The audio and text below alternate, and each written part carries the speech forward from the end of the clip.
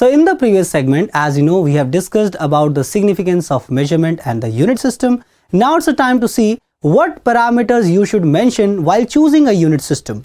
So whenever we are choosing a unit system, these 4 factors you must see. The first factor, it should be well defined. That means for every physical quantity, there must be a predefined unit. And then the invariability, that means it should not change from one place to another. The next thing is the accessibility. That means it can be used by everyone. And the next is convenient in use. It should not use the complex term, but it should be very convenient and easy to be used. So in 1970, in the General Conference of Weight and Measure, it has put forward a very famous and globally accepted international system of unit.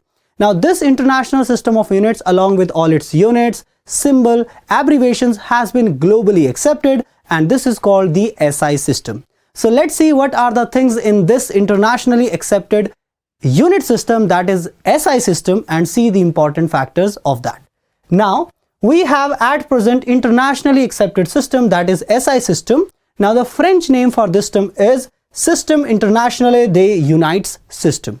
Now the next thing is SI system uses the decimal system, that's why it is also called the metric system. And SI system has 7 base units and 2 supplementary units. Now let's see over here. As you remember, in a physical quantity, we have divided them into 2 broad categories, the fundamental quantities and the derived quantities. Here in the system of units also, all the units we have also divided into 2 categories, fundamental unit system and the derived unit system. So in this fundamental unit system, it is being now again subcategorized into the base units and the supplementary units. And in the base units, I have 7 different units, and in the supplementary units, I have 2 different units. So in total, if I want to tell you, there are 9 fundamental quantities need to be defined. So let's go with the base or fundamental quantities first.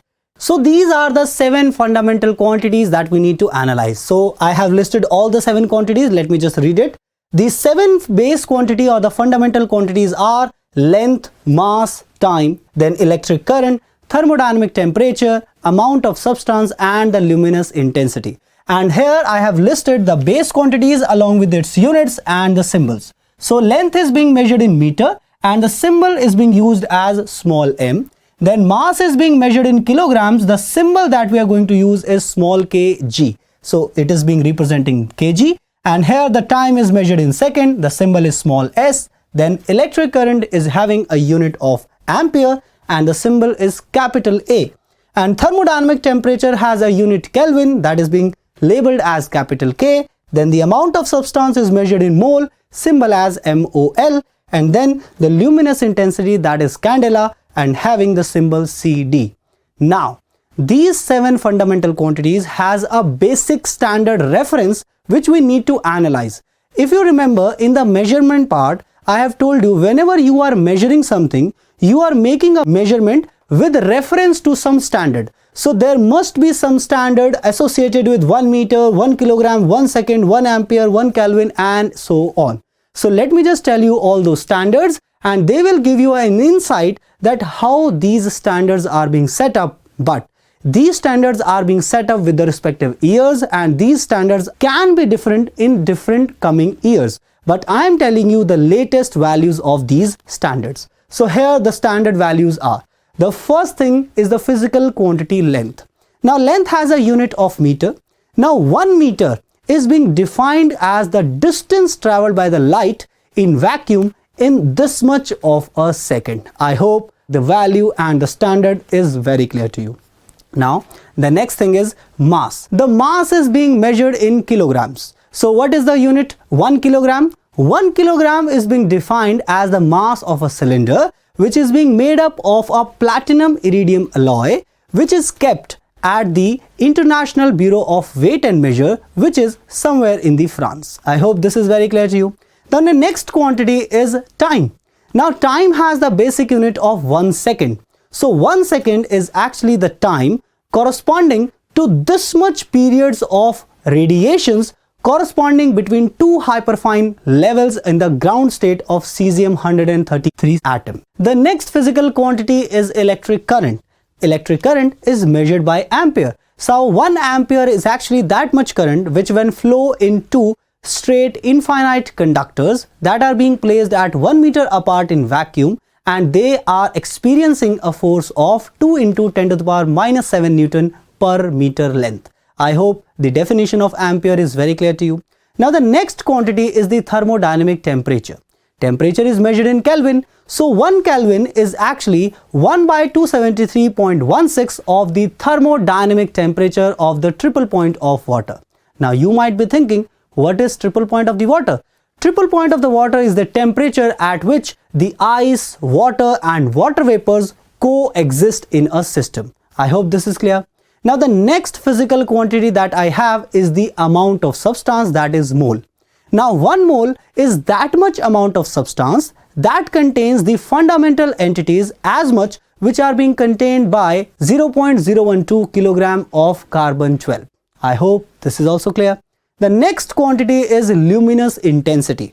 Luminous intensity is measured in candela, and 1 candela is that much intensity of a source that emits a monochromatic radiations of 540 into 10 to the power 12 hertz in a particular direction, and the radiant intensity is 1 by 683 watt per steradian. I hope all the standards of the units must be very clear to you. So these 7 are the fundamental quantities that we need to understand. Let's move on to the supplementary quantities that we have. Now, we have 2 supplementary quantities. The first one is a plane angle. The next one is a solid angle. We can also label them as a 2-dimensional angle and as a 3-dimensional angle. So plane angle is a 2-dimensional thing. Solid angle is a 3-dimensional thing. Here also, plane angle has a unit called radian, and radian has a symbol RAD. And then solid angle is being measured in steradian, has a symbol SR. So let's move forward with discussion of every unit separately. Now the first quantity is the plane angle. Here we are discussing this supplementary unit. Now this plane angle d theta is being mentioned. Now d theta is how you are going to analyze angle subtended by an arc. So that angle we are going to label as plane angle. You might have seen that whenever a circular arc is being taken, so a section of this arc is subtending an angle d theta at the center of this circular arc. So this d theta is being labeled as the arc length. Let's suppose ds is the arc length. So it is ds upon capital R. So this is the formula that you need to understand, that plane angle is equal to arc length divided by the radius of that arc. So the first point says the plane angle d theta is the ratio of length of the arc to the radius capital R. The next thing is unit in which this plane angle is measured is called radian, and the symbol is RAD, which we have earlier mentioned also. The next thing is the maximum value of plane angle in a circle is 2 pi radian. Now this must be very clear to you. So you must have the conversion from degree to radian. So conversion from degree to radian. You know one thing, if let's suppose I have a complete circle, what is the maximum angle that can be taken in a circle? Obviously the angle comes out to be 360 degrees, and this angle in the terms of radian is actually 2 pi radian. So obviously this 360 radian is actually equal to 2 pi radian. So I can make a conversion factor from here, that 360 degree is equivalent to 2 pi radian, and we can write 1 degree as 2 pi by 360 radian, or 1 degree is equivalent to pi by 180 radian. I hope this conversion factor is very clear to you. Now we can also write the radian in the form of degree. So if we can convert this, what is going to happen? 1 radian is simply corresponding to 180 by pi of degree. I hope this conversion factor is also very clear to you. Now the next most important conversion that we need to understand is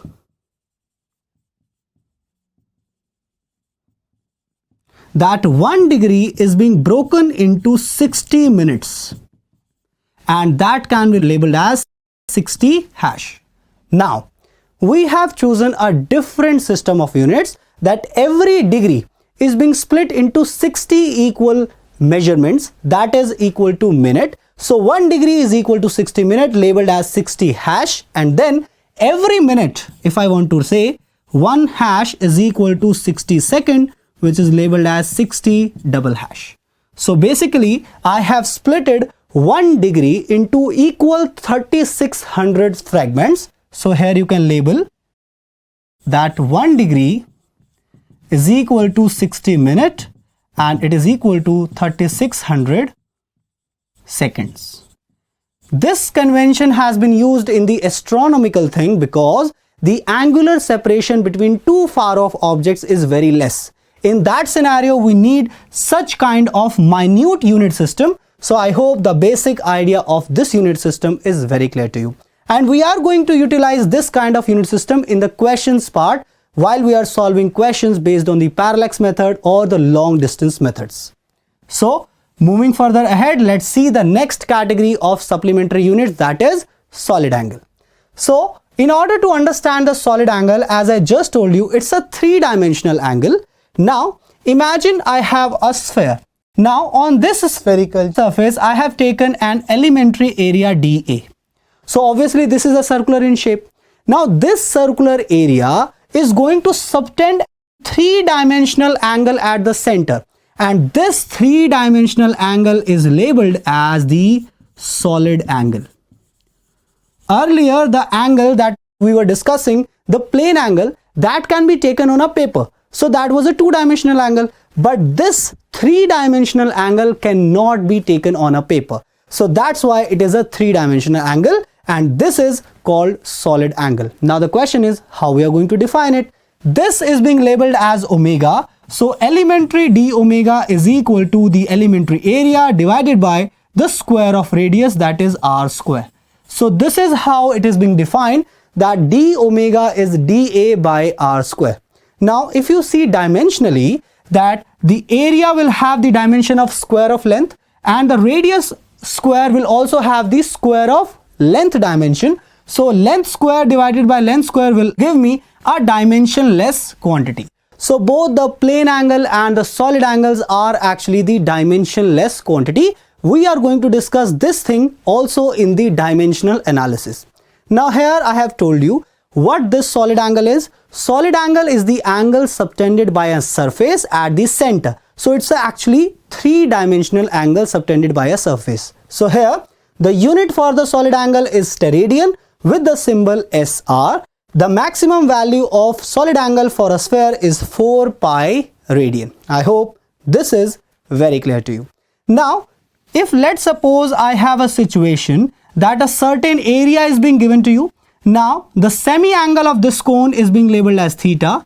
The complete three-dimensional angle is being labeled as omega, and this area which is being taken as the area, so this is A. Now the question are being asked, if you are given the solid angle, can you find this plane angle?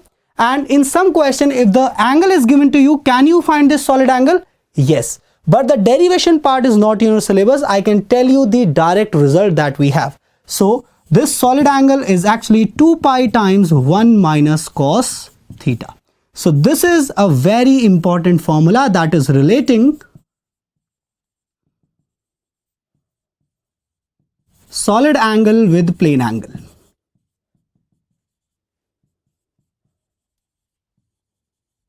I hope this formula is very clear to you and you are going to find many applications of the same.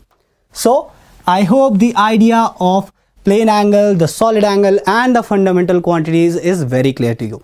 So that's all in the segment. In the next segment, we are going to see more properties of this chapter and we are going to study how to define and what are the rules to write down the SI system and how to proceed with the questions part of this lecture.